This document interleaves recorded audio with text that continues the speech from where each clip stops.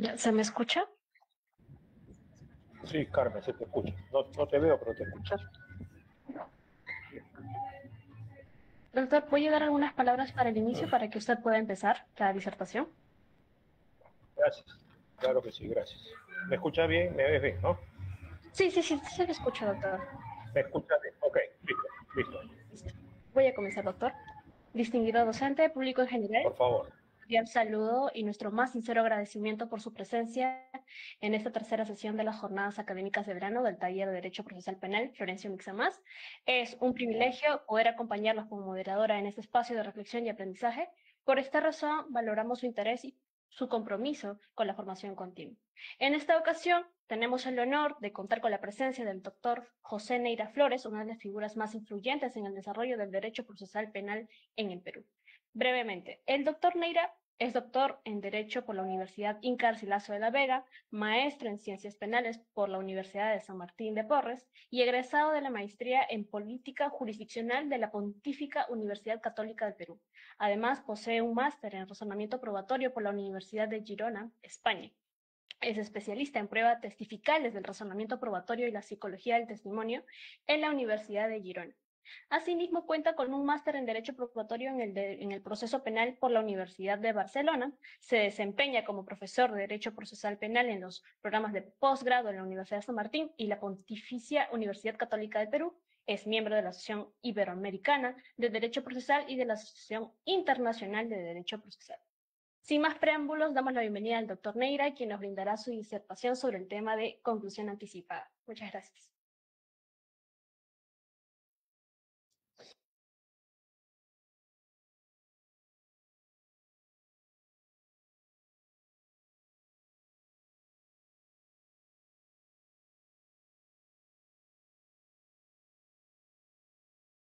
Doctor, doctor Neira, disculpe, ¿está con el micrófono apagado?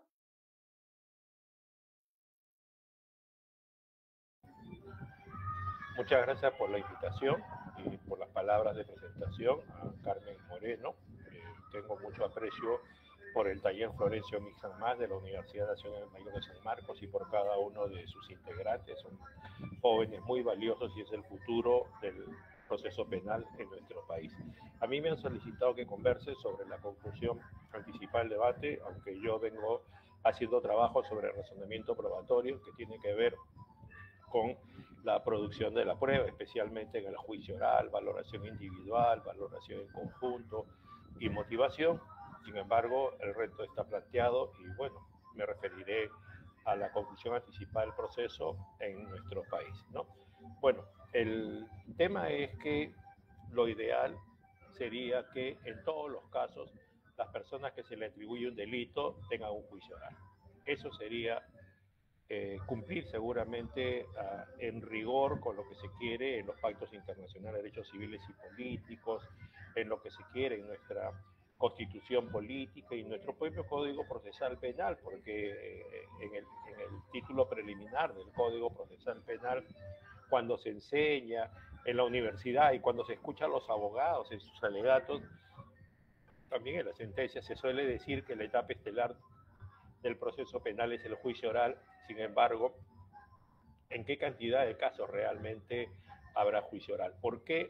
Porque tenemos una serie de mecanismos que se llaman salidas alternativas o fórmulas de simplificación procesal penal que tienen que ver precisamente con disminuir la cantidad de casos que llegan al juicio oral por razones de falta de recursos humanos, de recursos logísticos y aunque se pueda establecer que cada imputado tiene su abogado defensor desde el comienzo y con la asesoría de este abogado defensor decide si se va a coger alguna de estas, si son salidas alternativas o criterios de oportunidad, como sería el acuerdo reparatorio, el principio de oportunidad, o cuando hablamos de fórmulas de simplificación procesal penal, la terminación anticipada del proceso, la conclusión anticipada del debate, que es el tema que me han solicitado, y también, aunque es un tema polémico, la colaboración eficaz, la colaboración eficaz. Sí, Carlos, no puedo evitar el tema del sonido, no lo controlo yo, es en otro lugar, así que no tengo otra posibilidad por el lugar donde me encuentro.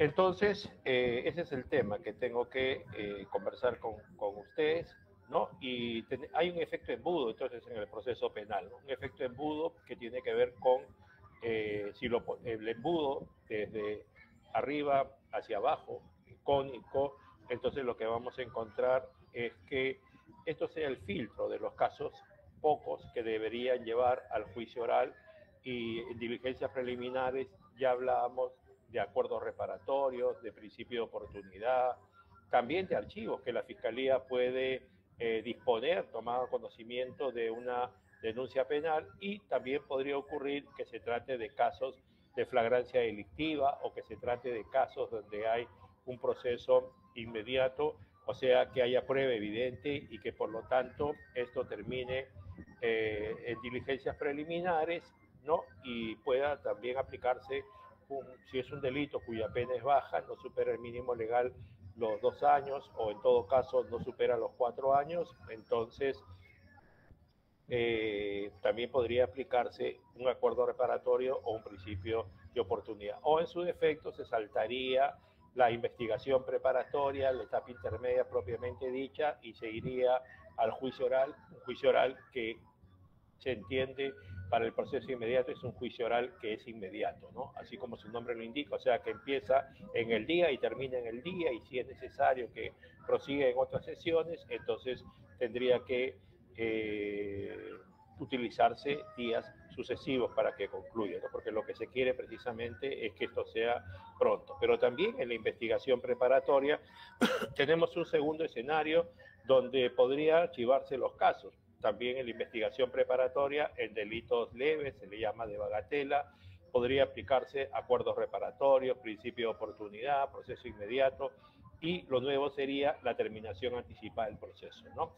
O sea, se entiende que acá el abogado con el imputado evalúan el caso que le está atribuyendo la Fiscalía a su patrocinado, y sobre la base de los actos de investigación que se hayan practicado y seguramente de la evaluación que haga el abogado defensor, que es altamente probable que haya una sentencia condenatoria, entonces podría negociar con la Fiscalía y por lo tanto lograr que vaya a un acuerdo a un juez que va a encargarse de controlar la legalidad del acuerdo, a fin de que pueda pronunciar una sentencia de terminación anticipada, donde habría una reducción de la pena de una sexta parte. También es posible, dentro de las etapas del proceso penal, que en la etapa intermedia haya un sobreseimiento. Como saben ustedes, no solamente cuando el fiscal haga tal requerimiento y el juez lo apruebe, sino también inclusive cuando el fiscal haga un requerimiento de acusación, el juez también podría disponer que haya un sobreseimiento, precisamente porque no se cumple con el Acuerdo Plenario Penal 7-2023 en relación al estándar de prueba del cual se habla hoy día en la etapa intermedia, que tendría que superar la cantidad de información, posibilidad prevalente, ¿no? Y también al comienzo del juicio oral, que es la conclusión anticipada del debate, que es el tema que me han solicitado que yo converse, ¿no? Entonces, tenemos un derecho procesal penal premial, donde vamos a encontrar que hay bonificaciones procesales, también, no lo hemos dicho hasta ahora, en instituciones como la confesión sincera, ¿no? Que se puede rebajar la pena hasta un tercio de la que correspondería, en terminación anticipada, que puede ser una sexta parte, en conclusión anticipada del debate, que puede ser una séptima parte, y en colaboración eficaz dependerá, ¿no? Que puede haber exención, puede haber suspensión de la pena, y entonces es importante que se tenga en cuenta todo esto porque forma parte de lo que estamos hablando. Específicamente, cuando hablamos nosotros de la conclusión anticipada del debate, si tuviéramos que hacer referencia a los pasos que se tiene que hacer para poder realizar esta fórmula de simplificación procesal, entonces lo primero que va a ocurrir cuando se instale un juicio es verificar que las partes hayan asistido, ¿no? Y entonces ahí va a haber alegatos de apertura. De los 3 jueces que están en el juicio oral, vamos a hablar que haya uno como director de debates, y entonces en el caso que sea un juzgado colegiado, él es el que va a seguramente informarle a la persona del acusado que hay una posibilidad que pueda terminar el caso con una rebaja de pena de hasta una séptima parte, y que consulte con su abogado, ¿no? En el caso que esto sea así, entonces la Fiscalía haría un pronunciamiento, la defensa del acusado otro y se pronunciaría una sentencia conformada, ¿no? O sea, el órgano judicial le va a preguntar a la persona que es acusada. Podría ser también que el acusado no se acoja y en ese caso sería la continuación del juicio oral. Claro que también hay fórmulas parciales en los cuales acepte la responsabilidad, pero hay en discusión el tema de la pena o el tema de la reparación civil y por lo tanto podría ser que el juicio oral prosiga por cada una de estas. Es el año 2003 que a través de la ley 28.122 se incorpora la terminación anticipada del proceso. Entonces, esta ley 28.122 establece, ¿no?, que en los casos de confesión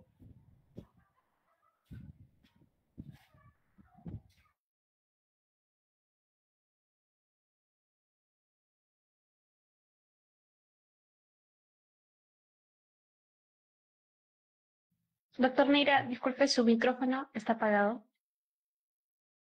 ley 28.122, entonces desde el año 2003, señalaba que en los casos de confesión sincera, ¿no? Antiguamente era el artículo 136 del Código de Procedimientos Penales y actualmente es el artículo 161 del Código Procesal Penal, que hace alusión a que en el caso que la persona imputada en un proceso acepte los hechos y se pueda corroborar esta información, existe la posibilidad que se pueda rebajar la sanción, ¿no? Que se pueda rebajar. Ya había antes, con el Código de Procedimientos Penales del 40, decía la norma por debajo del mínimo legal y actualmente lo que se dice es que puede ser hasta un tercio, ¿no? Entonces, después, como ya les había indicado, después de establecer la audiencia, se le va a preguntar al acusado al respecto, ¿no? Entonces, la ley 28.122 del año 2003, denominada sobre conclusión anticipada de la instrucción en procesos por delitos de lesiones, hurto, robo y microcomercialización de drogas, descubiertos en flagrancia, con pruebas suficientes o imputados sometidos a confesión sincera, ¿no? En España, a esta institución procesal se le conoce como la conformidad, ¿no? O sea, es de fuente española, ¿no? Y ha sido recepcionado parcialmente por el artículo 5 de la ley 28.122, que exactamente es del 16 de enero del año 2003, bajo el equívoco de confesión sincera, ¿no? O sea, el artículo 5 de esta ley 28.122 señalaba en los casos de confesión sincera, la sala o el juez actuarán conforme a las siguientes reglas.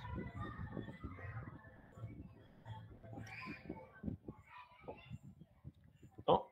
Primero, la sala, después de instalada la audiencia, preguntará al acusado si acepta ser autor o partícipe del delito en materia de la acusación y responsable de la reparación civil. Si se produce la confesión del acusado, el juzgador preguntará al defensor si está conforme con él. Si la respuesta es afirmativa, se declara la conclusión anticipada del debate oral. La sentencia se dictará en esa misma sesión o en la siguiente, que no podrá postergarse por más de 48 horas bajo sanción de nulidad. En el inciso tercero mencionaba si el defensor expresa su conformidad, pero condicionándola a la oralización de algún medio probatorio, se atenderá el pedido, así como se permitirá argumentaciones y refutaciones sobre la pena o la reparación civil. Seguidamente se suspenderá la sesión para expedir la sentencia, la que se dictará ese mismo día o en la siguiente, que no podrá postergarse más de 48 horas bajo sanción de nulidad. En el inciso cuarto, si son varios los acusados y solamente confiesa una parte de ellos, con respecto a estos se aplicará el trámite previsto y se expedirá sentencia prosiguiéndose la audiencia con los no confesos, salvo que la sala estime que se afectaría el resultado del debate oral. O sea, así regulaba el 16 de enero del 2003 la ley 28.122 la conclusión anticipada del debate, pero con una confusión respecto al tema de confesión sincera, ¿no? vemos ya cómo en el Código Procesal Penal pues ha habido un cambio, ya no se utiliza el término confesión sincera, porque la confesión sincera tiene que ver con otra institución procesal, ¿no? Como les decía, una aceptación de los hechos y una corroboración con otra clase de información. En el caso de nuestro país, la conclusión anticipada actual del debate impide que los jueces puedan hacer un control sobre la cantidad de elementos materiales o actos de investigación que sustentasen esta aceptación de los hechos del acusado, porque además no podríamos hablar propiamente de prueba, porque justamente la conclusión anticipada del debate evita que haya prueba, ¿no? El concepto de conformidad procesal supone una aplicación del principio de oportunidad, o sea, más concretamente del principio de consenso, en virtud del cual se pone fin anticipadamente al proceso mediante la aceptación del acusado con la anuencia del abogado, existencia de doble garantía, o sea, la conformidad obedece al simple hecho de finalizar el proceso anticipadamente cuando la aceptación del acusado con la posición del Ministerio Público pone de manifiesto la falta de necesidad de practicar pruebas. Entonces es un acto de parte, cuya voluntad debe manifestarse libremente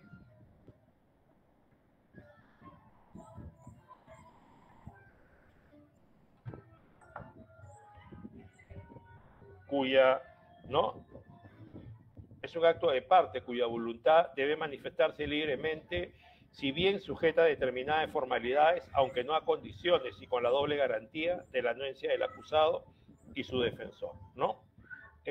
O sea, el Acuerdo Plenario Penal 5-2008 de la Corte Suprema del 18 de julio del 2008 estipuló la necesidad de un beneficio premial, porque en la norma no se establecía cuánto tenía que ser la reducción, sí la reducción en la terminación anticipada del proceso, pero no la reducción en el acuerdo plenario, ¿no? Entonces, hasta un séptimo de la pena final es lo que se estableció. Sin embargo, el 18 de junio del 2019, hace 5 años, se puso en vigor la ley 30.962, que modificó el artículo 372.2 del Código Procesal Penal y estableció que la reducción de la pena no procede en algunos delitos, por ejemplo, el del artículo 108b y en los delitos previstos en el libro segundo, título cuarto, capítulo primero. Primero, me estoy refiriendo a los delitos de violación de la libertad personal, artículo 153 al 153J, capítulo 9, violación de la libertad sexual, capítulo 10, proxenetismo, y capítulo 11, ofensas contra el pudor, ¿no? O sea, la ley 30.962 del 18 de junio del 2019 modificó el artículo 37.2 y estableció que no hay reducción en ese caso, ¿no? Por ejemplo, tenemos sentencias del Tribunal Supremo Español, del cual dijimos que esta institución procesal tiene una fuente originaria, ¿no? Por ejemplo, una del 7 de noviembre de 1990, o sea, ya estamos hablando de hace 34 años, que se debe presentar determinadas características para que haya la conclusión anticipada del debate, o la conformidad del acusado con la acusación, como lo llaman allá, ¿no? Y entonces para esto la conformidad debe ser absoluta, no sometida a condición, plazo o limitación de cosa alguna, sin perjuicio de cuestionar la consecuencia jurídica, cuantía de la pena y de la reparación civil, personalísima, dimanante de los propios acusados o ratificados por ellos, y no por medio de mandatario, representante o intermediario. Voluntaria, es decir, consciente y libre, plenamente informada y con intervención judicial. Formal, debe reunir las solemnidades requeridas por la ley con aceptación del cuadro de hechos incorporados por la Fiscalía en la acusación, solemnidades que son de estricta observancia e insubsanables y vinculantes, tanto para el acusado como al fiscal. O sea, esta sentencia del Tribunal Supremo Español del 7 de noviembre de 1990 establece como característica de la conformidad absoluta, personalísima, voluntaria, formal, vinculante, ¿no? Otra sentencia del mismo Tribunal Supremo Español, esta vez del 21 de noviembre de 1988, hay que señalar que se mantiene esta jurisprudencia establece que por ningún motivo puede imponerse una pena superior a la pedida por el fiscal, pues este es el incentivo estructuralmente inducido para acogerse a este instituto. Segundo, no pueden incorporarse circunstancias no incluidas en la acusación. El juez no puede incluir circunstancias atenuantes ni eximentes completas o incompletas u otras causas de disminución de la punibilidad, pues sería introducir hechos no debatidos, quedando indefensa la acusación. En nuestro país, ¿cuáles son las características de la conformidad? Es un acto unilateral, pero estructuralmente inducido. Se trata de una renuncia explícita al juicio oral, donde el fiscal, con una mínima actividad investiga sin que haya sido realizado el juicio íntegramente, se entiende que no parte de manera exclusiva de la voluntad del investigado, sino que corresponde a un ofrecimiento de la Fiscalía que proyecta un acto de postulación para que sea avalado o rechazado por el juez. Suspende el juicio oral, la conformidad suspende el juicio, pues estima suficiente proferir una sentencia condenatoria sobre la base de la declaración de conformidad del imputado. Es un acto que debe ser asesorado por el abogado defensor, a pesar de que la decisión le corresponde al imputado. Las alegaciones sobre la culpabilidad deben ser analizadas por el abogado defensor, quien es la persona que puede realizar un pronóstico técnico sobre las consecuencias de la aceptación de cargos por parte del imputado. Requiere un control judicial. El tribunal debe analizar si se cumplen los presupuestos para la conformidad y verificar la congruencia entre la acusación y la sentencia. Suspende el juicio penal. La conformidad suspende el juicio penal. Se estima suficiente proferir una sentencia condenatoria sobre la base de la declaración de conformidad del imputado. Requiere un control judicial, o sea, el órgano judicial debe analizar si se cumplen los presupuestos para la conformidad y verificar la congruencia entre la acusación y la sentencia. La conformidad suspende el juicio, pues estima suficiente proferir una sentencia condenatoria sobre la base de la declaración de conformidad del imputado y no admite retractación. O sea, si es un acto libre, voluntario y espontáneo que realice el imputado, la regla es la prohibición absoluta de retractación. Sin embargo, debe tenerse en cuenta excepciones en cuanto puede presentarse un supuesto de claro vicio del consentimiento del imputado o cuando las pruebas que se han obtenido para demostrar la responsabilidad se determinan que son ilegales al vulnerar los derechos fundamentales del imputado. La sentencia conformada puede ser impugnada para controlar los requisitos formales, materiales y subjetivos legalmente necesarios para su validez, así como para que, en su caso, se cumplan en esta los términos del acuerdo entre las partes. ¿Qué clase de conformidad hay? Hay dos clases de conformidad.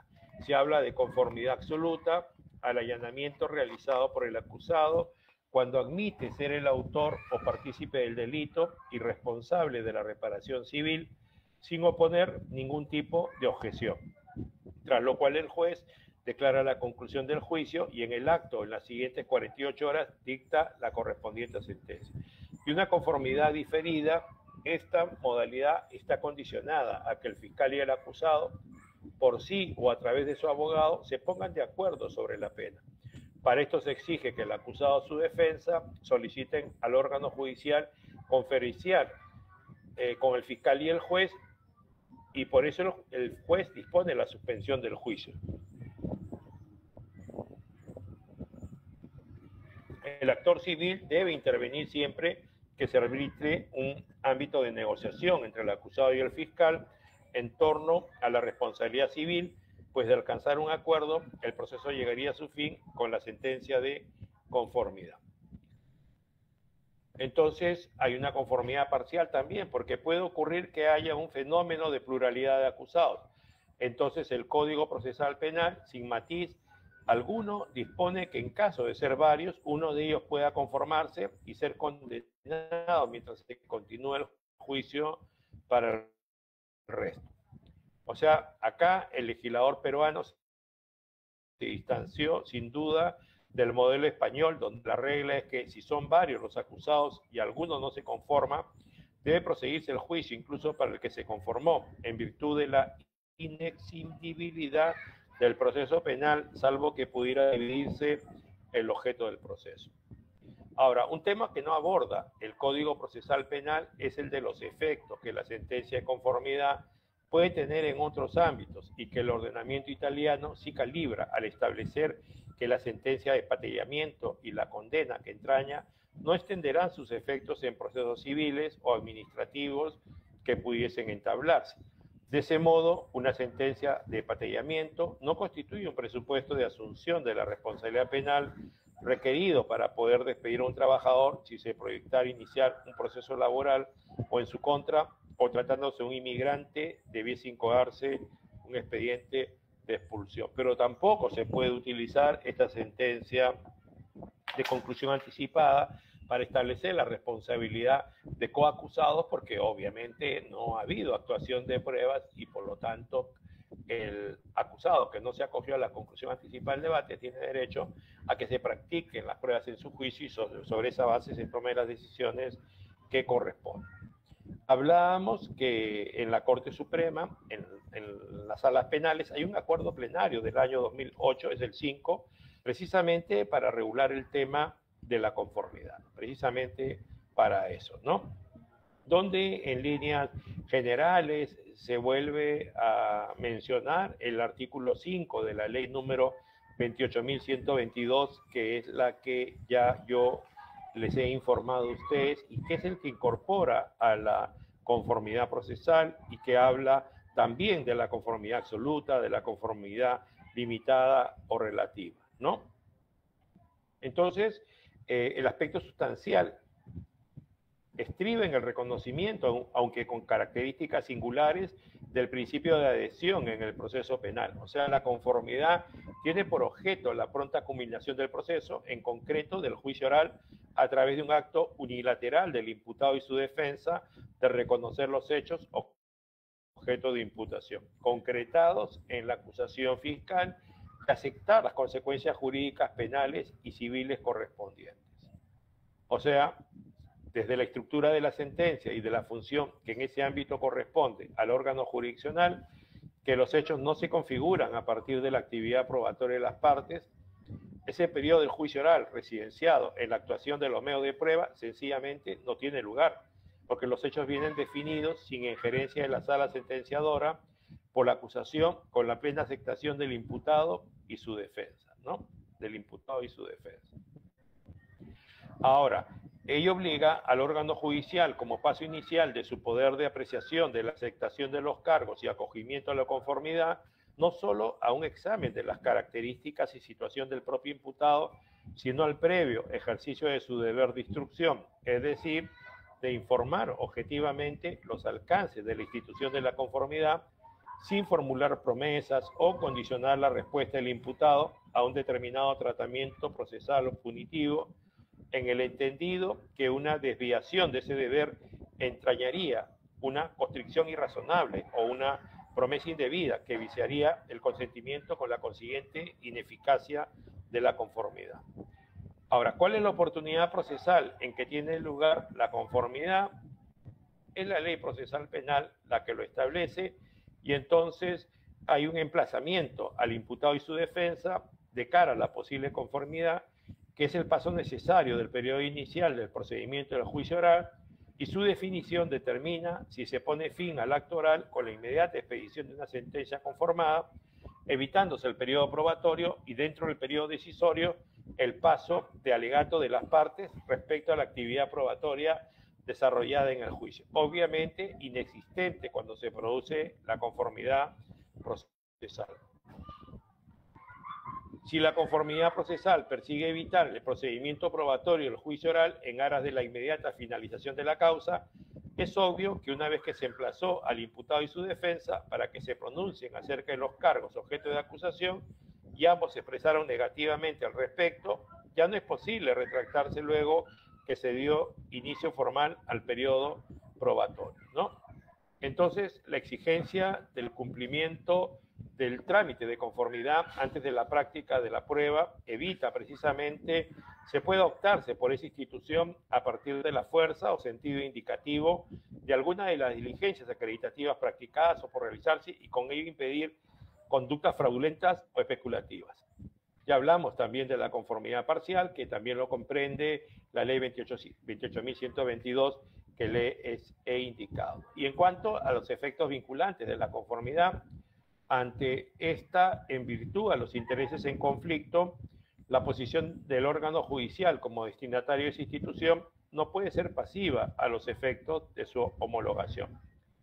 Existe cierto margen de valoración que el juez debe ejercer soberanamente.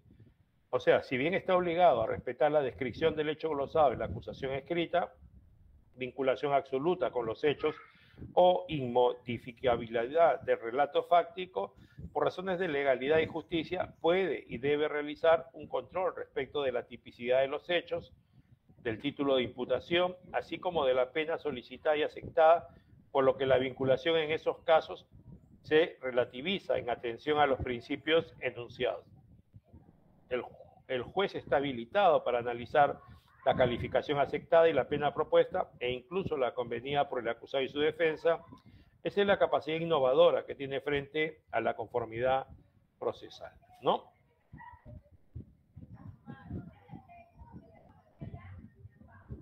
Ahora también, obviamente, hay críticas, ¿no?, al tema. Yo les he hablado al inicio que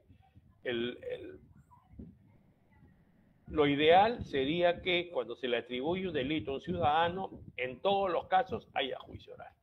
Pero también vemos que en todos los países del mundo existen salidas alternativas, existen fórmulas simplificadas. Es más, inclusive, fíjense ustedes, en Estados Unidos de Norteamérica, donde se desarrolla el sistema acusatorio adversarial, se habla mucho de que es un modelo, incluso de su juicio oral. Sin embargo, 97% de casos no llegan a juicio oral, se aplica el plea bargaining y por lo tanto hay un acuerdo entre el imputado, su abogado y el fiscal que el juez lo aprueba. Entonces, ¿qué pasa?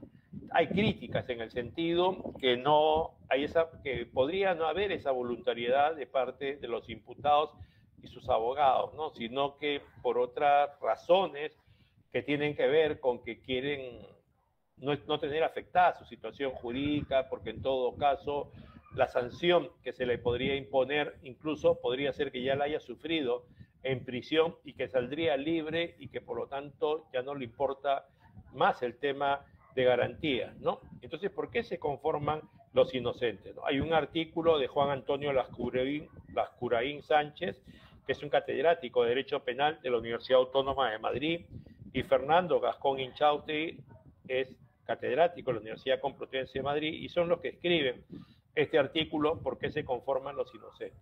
Y entre otras cosas señala, aunque el acusado inocente pueda confiar lógicamente en el éxito de su defensa, si finalmente llegara a celebrarse el juicio, lo que no quiere es arrostrar las cargas asociadas directamente a la pendencia del propio proceso. Puede tratarse de costes de índole más bien moral, la tensión y el sufrimiento propio de quien se considera injustamente acusado y quiere eliminar cuanto antes la perspectiva de un proceso largo, o las repercusiones sobre la vida familiar y social de quien es percibido como imputado o acusado, con las connotaciones exageradamente negativas que en el momento presente llevan aparejadas estas situaciones procesales, ¿no? En Estados Unidos de Norteamérica, datos de sentencias sin juicios. Como les decía, se calcula que cerca del 97% de los casos penales federales se resuelven a partir de acuerdos de plea bargaining, ¿no? En Inglaterra y Gales, el Crown Court Sentencing Survey Annual Published informa que el 70% de los casos penales en 2014 se resolvían ya mediante guilty pleas.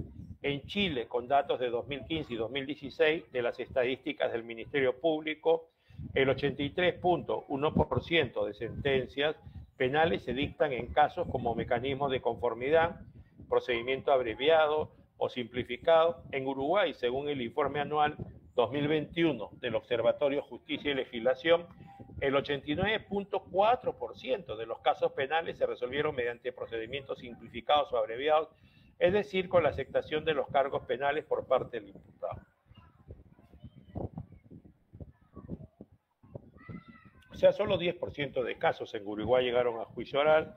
En Chile, solo 17% de casos llegaron a juicio oral. En México, según datos del Censo Nacional de Impartición de Justicia Federal 2023. En 2022 se dictaron en el sistema penal federal 3.404 sentencias condenatorias mediante procedimiento abreviado, lo que representa un 40% del total de sentencias de este tipo. Y en España, finalmente, según la memoria anual 2022 de la Fiscalía General del Estado, en el año 2021 los jueces y tribunales españoles dictaron 124.026 condenas penales, de las cuales 79.000 fueron de conformidad. O sea, en España, la madre patria, 63.83% fueron sentencias de conformidad. Quiere decir que no hubo juicio oral, solamente ha habido juicio oral en el 36% en España. La mayoría son acuerdos, ¿no?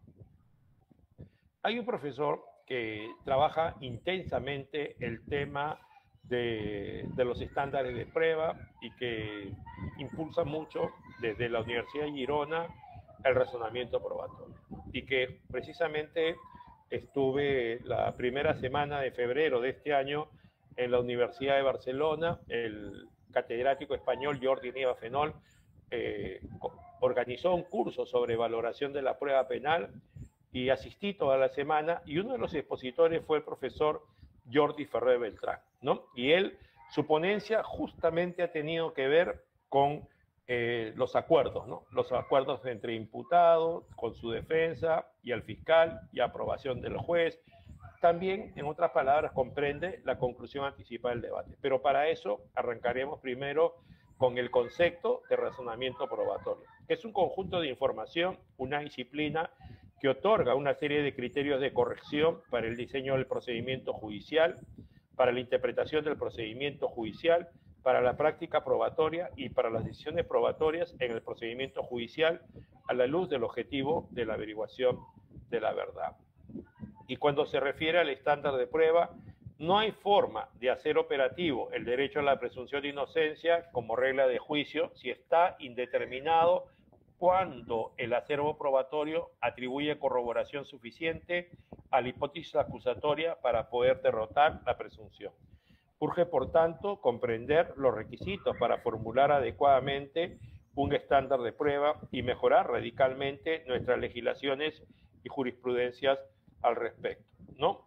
La Corte Suprema Nacional de nuestro país, por ejemplo, en el recurso de casación número 36-2019 de Tumbes, en el considerando 10º, relacionado al proceso penal como método, ha señalado que puede considerarse que el proceso penal es también un método institucionalizado para conocer la verdad de los hechos imputados a alguien. A diferencia del método científico que se rige por sus propias reglas de control y corregibilidad, el proceso penal como método es regulado jurídicamente para desarrollar una investigación histórica cuyo fin inmediato es averiguar la verdad respecto del objeto del proceso. El fin del proceso penal es el establecimiento de la verdad material. La meta del proceso penal en un Estado constitucional no puede ser otra que la búsqueda de la verdad material, o mejor dicho, de la verdad judicial, acercarse a la verdad respecto del hecho punible y, en su caso, castigar al autor o partícipe de su comisión.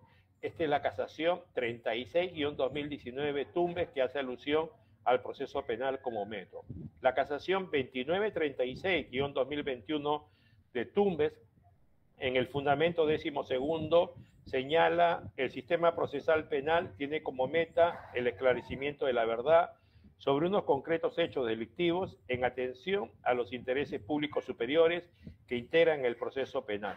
Ello se hace patente en el artículo 385 del Código Procesal Penal, que incorpora el deber de esclarecimiento al órgano jurisdiccional al punto de permitirle la actuación de prueba de oficio como excepción razonable al principio de aportación de parte, esto es, actuación de medios de prueba que se consideran necesarios y provechosos para el esclarecimiento. Por tal razón su prescindencia no es posible, claro está, dentro de los marcos legalmente prescritos. O sea, casación 2936-2021 de Tumbes, señalando cuál es la meta del proceso penal y cuál va a ser, si no es otra, que el esclarecimiento de la verdad. O sea, encontrar una respuesta que sea lo más próximo a esta, ¿no?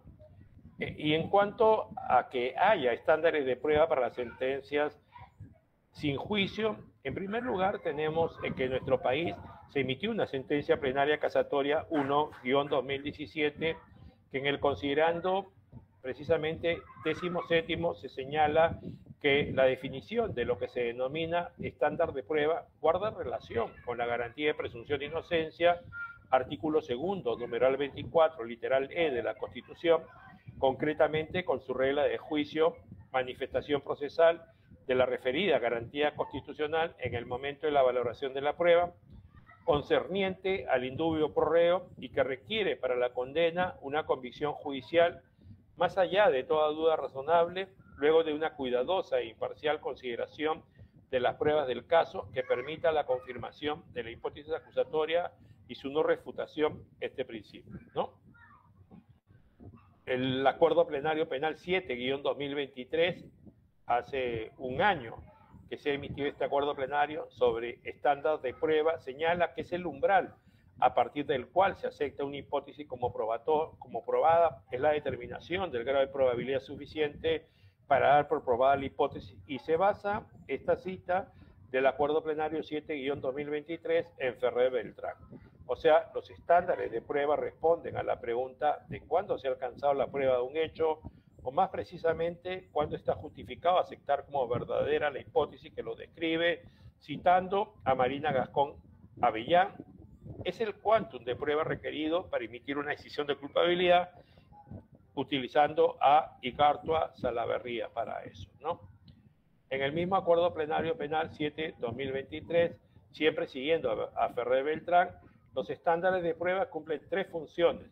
En el marco del proceso de decisión probatoria, aportan los criterios imprescindibles para la justificación de la decisión misma, por lo que hace la suficiencia probatoria, sirven de garantía para las partes, pues le permitirán tomar sus propias decisiones respecto de la estrategia probatoria y controlar la decisión de los hechos, y distribuyen el riesgo de error entre las partes, ¿no?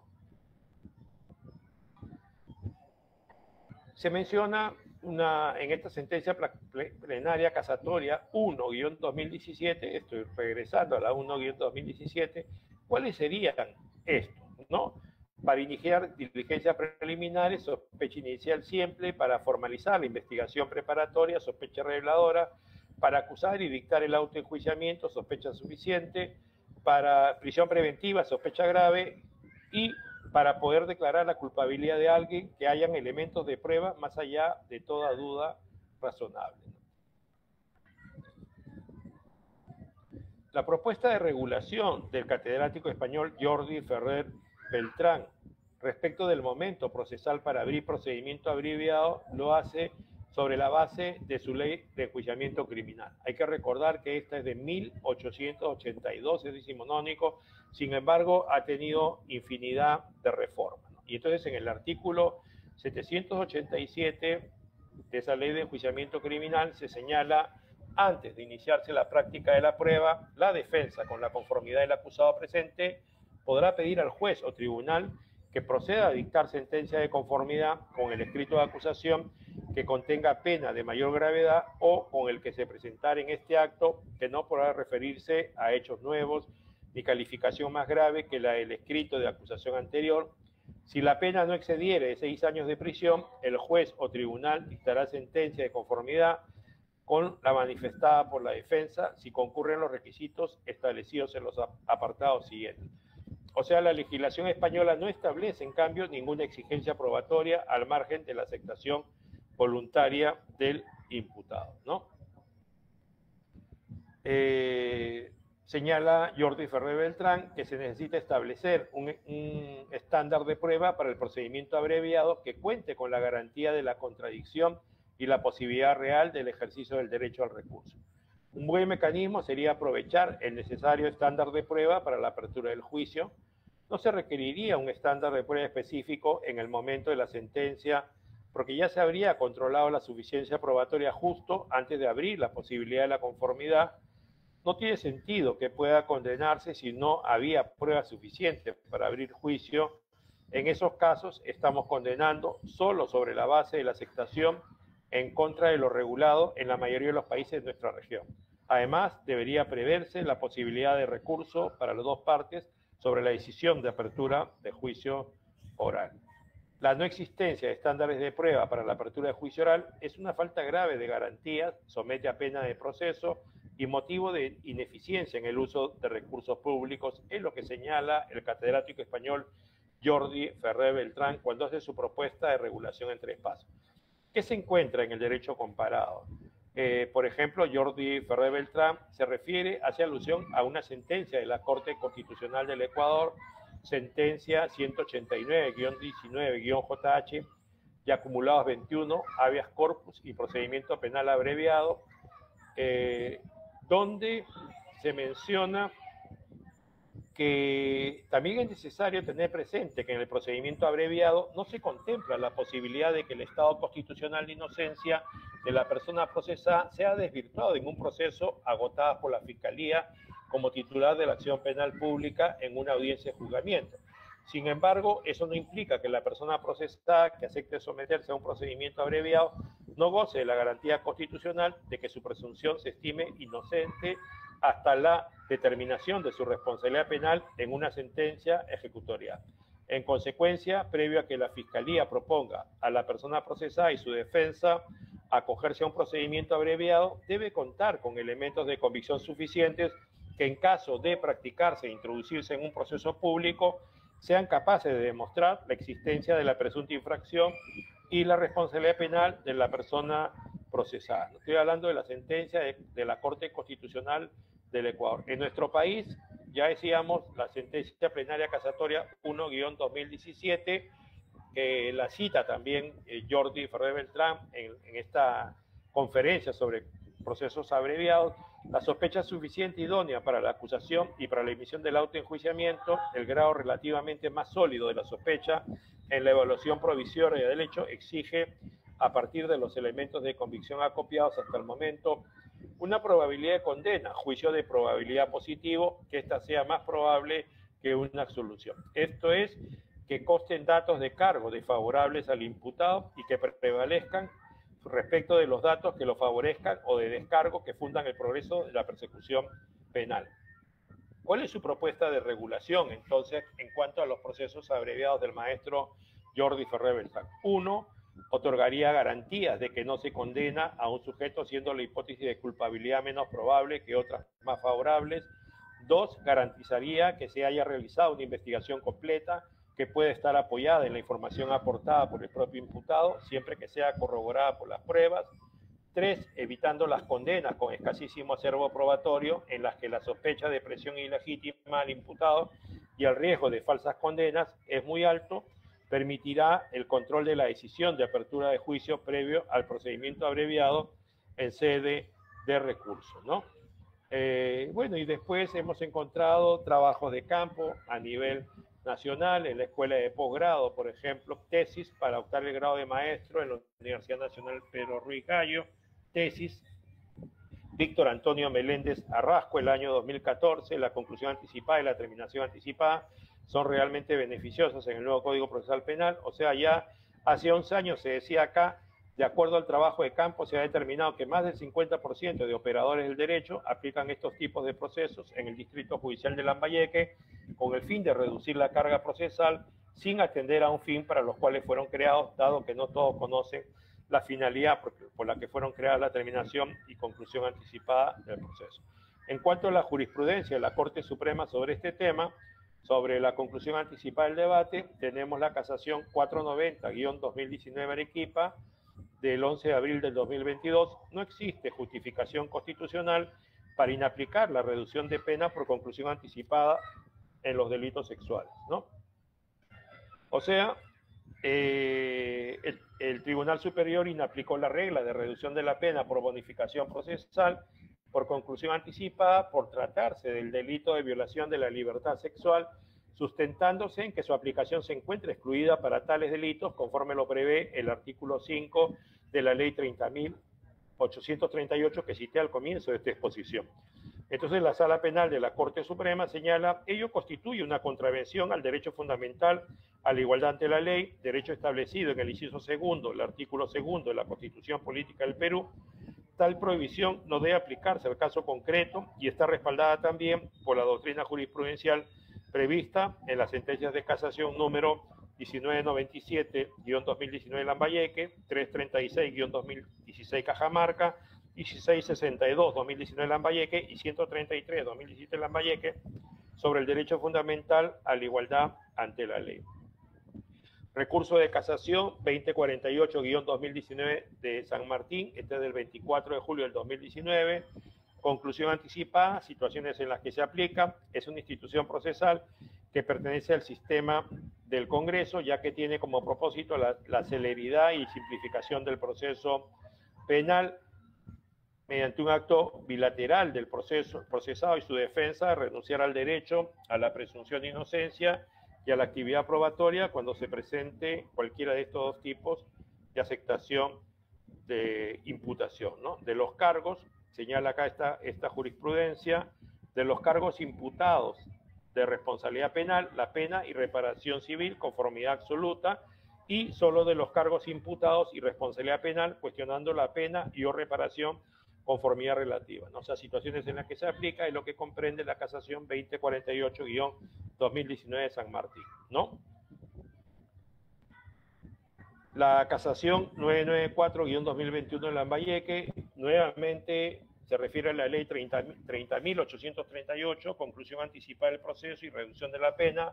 En el fundamento 15º se debe precisar que el acceso a dichas figuras tiene incidencia directa en la pena a imponer, pues se puede obtener la reducción de hasta un sexto, terminación anticipada, o un séptimo, conclusión anticipada de la pena, según el caso, ¿no?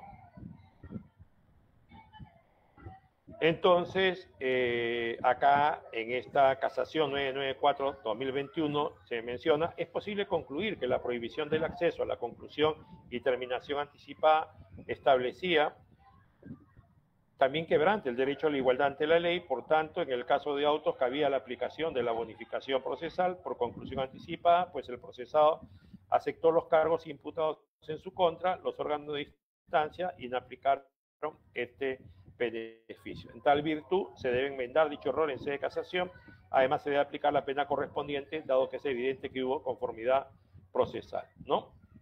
Casación 963-2021 de Arequipa, sentencia de conformidad y reparación civil, o sea que la sentencia de conformidad, debe contener pronunciamiento tanto sobre la responsabilidad penal y civil, siempre que fueren factibles, ello en razón de evitar un doble trabajo y decisiones contradictorias, conforme ya se ha precisado en el acuerdo plenario número 4-2019, fundamento 20, ¿no?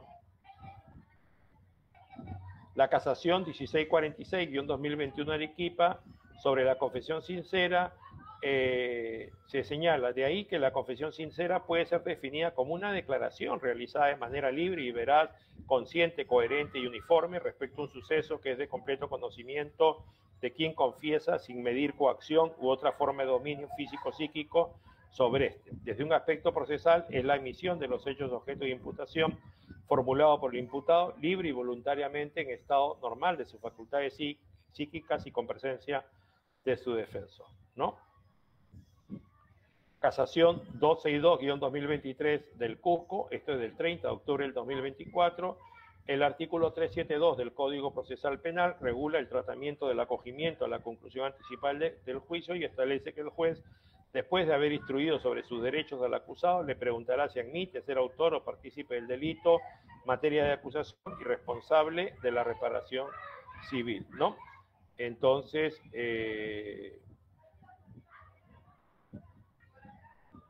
la casación 262-2023 del Cusco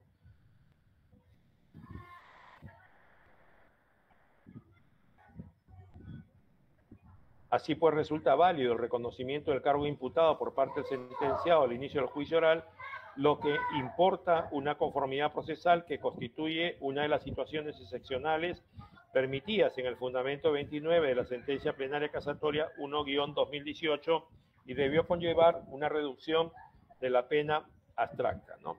Entonces, sobre la conformidad procesal y la reducción punitiva, el acuerdo plenario 5-2008 ya se pronunció, ¿no? Señalando es posible dentro del marco de la aceptación de los cargos un cuestionamiento y ulterior debate procesal en cuanto se refiere a la pena y la reparación civil, conformidad relativa. Asimismo, podrá graduarse entre un séptimo menos según la entidad o complejidad de la causa, la circunstancia del hecho y la situación personal del imputado y el nivel de alcance de su actitud procesal.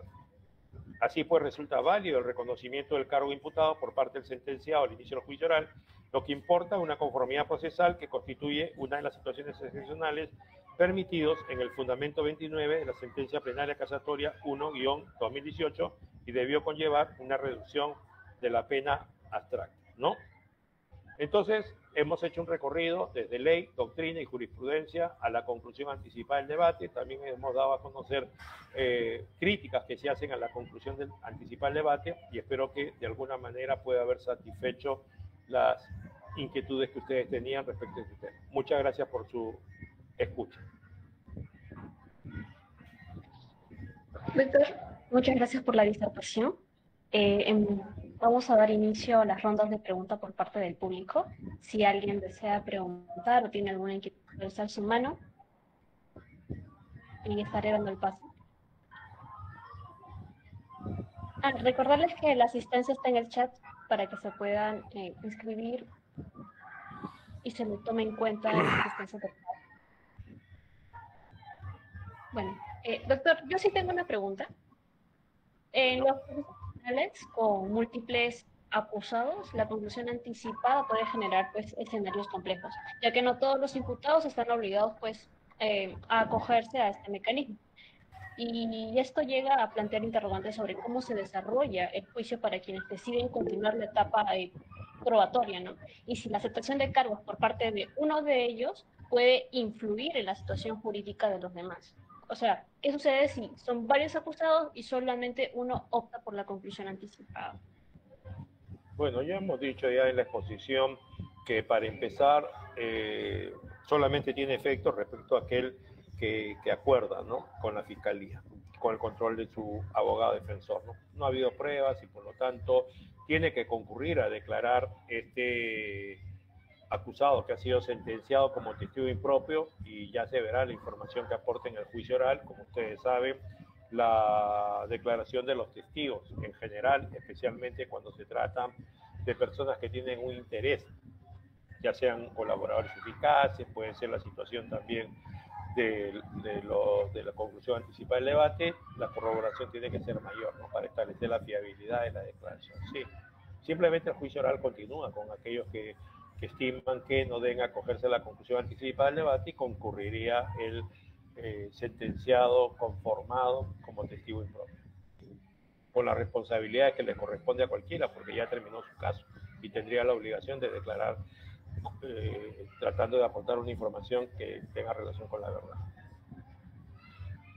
Listo, muchas gracias, doctor Meira. Damos pase a la señorita Sara del Carmen.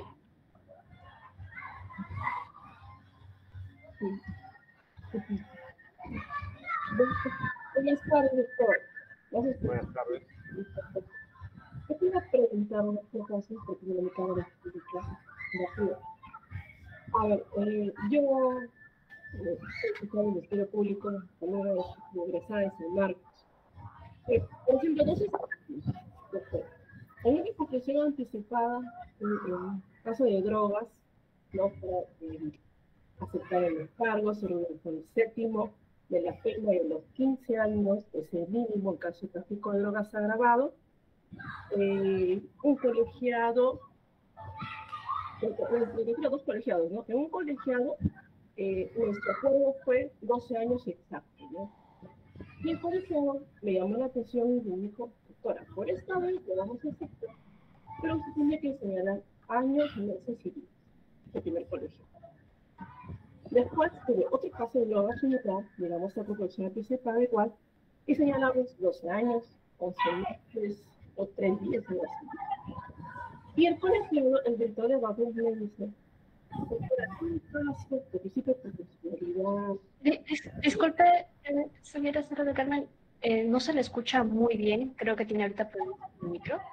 Si podría arreglarlo y nuevamente poder formular su pregunta al doctor. Sí, se le está escuchando, por favor. Doctor, ¿me escucha? Sí, pero con interferencia. Pero he entendido algo, ¿no?, que han habido dos órganos judiciales, conclusión anticipada del debate, tráfico ilícito de drogas. No sé si el el mínimo legal de pena era 15 años y que un colegiado quería que la rebaja de la pena sea matemática y no sé, se quedó en qué cosa era lo que quería el otro colegiado, ¿no? El otro colegiado, si hacemos el cálculo años, meses y días, ¿no? 12 años, 11 meses, 3 días. Y el director de debates nos señala si podía ser otro colegiado, si podía ser exacto, ¿no? Años exactos.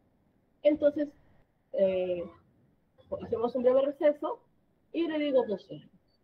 Y me dice, ya, muy bien, y lo acepto. Entonces, eso, ¿no? Eso es mi pregunta, siempre me quedé con esa interrogante, ¿no? Y son colegiados de la misma corte. ¿No? Gracias. No, no tiene problema.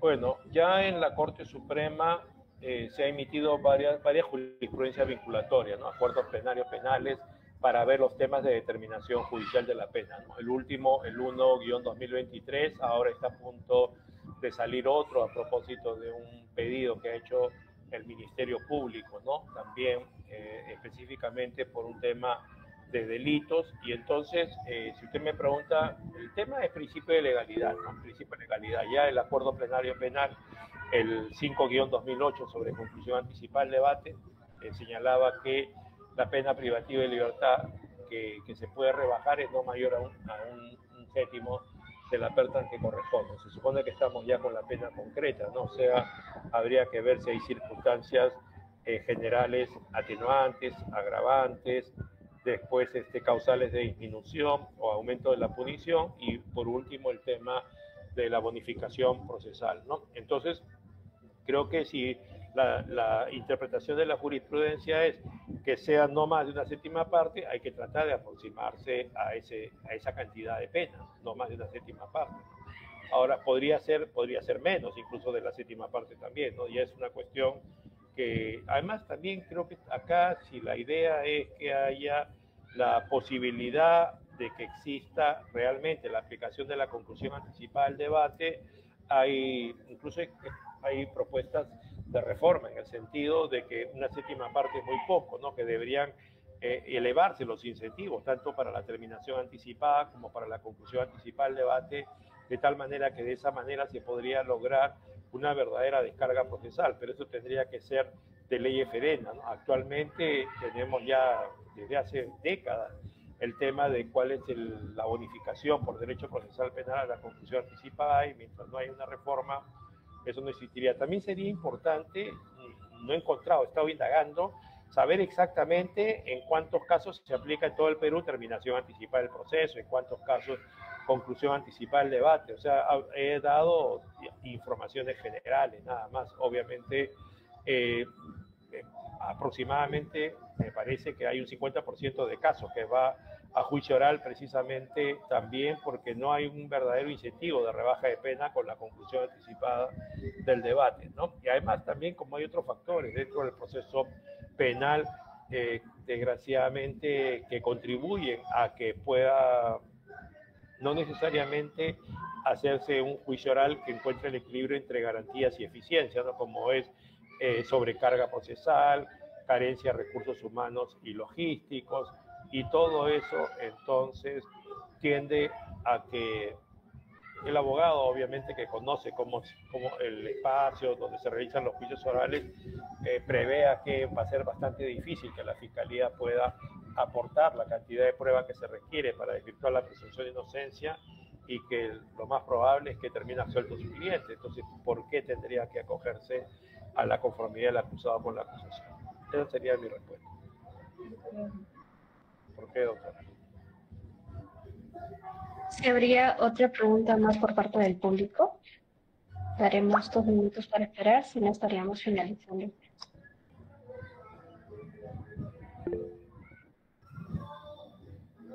Sí, gente, ¿puede preguntar? Buenas tardes, doctor Neira. Buenas tardes, Carmen. Buenas tardes con todos los presentes. ¿Se me puede escuchar? Claro, sí, Henry. Muchísimas gracias. Doctor, primero agradezco mucho la ponencia que nos ha brindado. Ha sido bastante clara y bastante precisa en cuanto a todos los aspectos normativos, jurisprudenciales y dogmáticos de esta institución procesal. Mi pregunta, para ser bastante concreto, doctor, es, yo quisiera saber, aprovechando un poco su experiencia de varios años como magistrado, es cómo están haciendo el tratamiento procesal, por ejemplo, del inimputable por enajenación mental, en los casos cuando ellos se quieren acoger a la conclusión anticipada. Entonces, Pero es que no, pero perdóname, tú hablas inimputable por enajenación mental. Tiene que haber teoría del delito, tiene que darse todos los elementos del delito y por lo tanto, para empezar, en el Código Procesal Penal hay un proceso común con 3 etapas y hay 7 procesos especiales. Uno de ellos es el proceso de seguridad, que tiene que ver con personas que se refieran a lo que tú estás indicando. Entonces, se entiende que si la persona se encuentra en esa situación, para empezar, no tiene capacidad no tiene voluntad para discernir y por lo tanto tiene que haber un curador, tiene que haber su abogado, tiene que haber psiquiatra también. Si no es muy violento, podrá haber una audiencia pública y si no, no será público. O sea, es otra cosa, ¿no? Es otra situación. Claro, le comentaba eso, doctor, un poco porque, claro, en mi experiencia, cuando estuve unos años en el Poder Judicial, hubo un caso de un juez que en un proceso, justamente como bien menciona usted, de un proceso de seguridad especial para ellos, se estaba llevando a cabo el juicio oral para ellos y al inicio de este juicio oral es que el abogado decide que su patrocinado, que era un imputable por un trastorno mental, se acoja justamente a la conclusión anticipada y ese fue un poco el argumento del juez, ¿no? En su momento, ¿no? Que dijo que él no estaba viciado en la voluntad. ¿Sí, doctor? Pero hemos dicho que una característica de la conclusión anticipada del debate es la voluntariedad, ¿no? Entonces, este señor no tiene esa capacidad para tomar esa decisión y por eso inclusive es que va a tener un curador, va a tener su abogado. Entonces, hemos dicho también al comienzo que el ideal, además desde el punto de vista de la Convención Americana de Derechos Humanos, desde el mismo, diríamos, de la misma exposición del Código Procesal Penal, las clases que se hacen en la Universidad de Derecho Procesal Penal, ¿qué dice? La etapa estelar del proceso es el juicio oral. Entonces, en todos los casos debería haber juicio oral. Entonces, no hay en todos los casos por los problemas materiales que hemos dicho, pero en los casos que tú indicas de proceso de seguridad, tiene que haber juicio oral, porque además se requiere también pericia psiquiátrica, ¿no?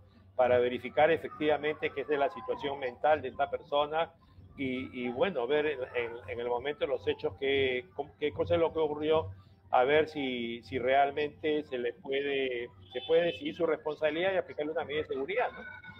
¿Me entiendes? Entonces, pienso yo que en todos los casos tiene que haber juicio oral cuando se da esa situación.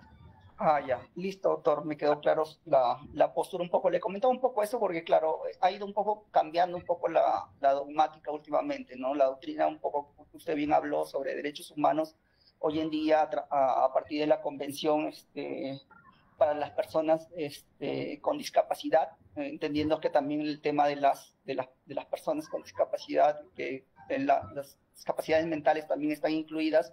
Hoy en día han habido muchas reformas, ¿no? Acá en el Perú propiamente ha habido también reformas del Código Civil, en el tema de apoyos y salvaguardias, se ha eliminado la curaduría, o sea, varias instituciones han cambiado, varias instituciones han variado para tratar de adecuarse a esta normativa de corte de derechos humanos que se ha establecido. Sin embargo, en el tema penal, yo no he visto que haya un tipo de cambio a eso, ¿no? Y justamente por eso quería saber si es que de su experiencia ha habido algunos alcances sobre ese tipo, ¿no? Pero me queda claro que por lo menos de lo que usted ha visto que no sería válido para estas personas. Estas personas no podrían acogerse, entonces entiendo yo, a un tema ni de conclusión anticipada, ni determinación anticipada, ni nada que tenga que ver con conformidad procesal, entiendo yo. ¿Verdad, doctor? Claro, no, que no tiene capacidad mental para discernir en ese sentido, ¿no? Entonces, aparte, imagínate, el hecho de que no sea una pena, pero sea una medida de seguridad, igual tiene un impacto, ¿no? Tiene un impacto en la persona. Por lo tanto, si estamos diciendo que la etapa estelar del proceso penal es el juicio oral, que haya juicio oral para que se dé la sentencia que corresponda. Aparte que son pocos casos que hay, son pocos los casos que hay. Yo nunca he visto que se haya aplicado una salida alternativa en esta clase de casos, nunca. Más bien te estoy dando una interpretación desde la ley y desde la doctrina, ¿no?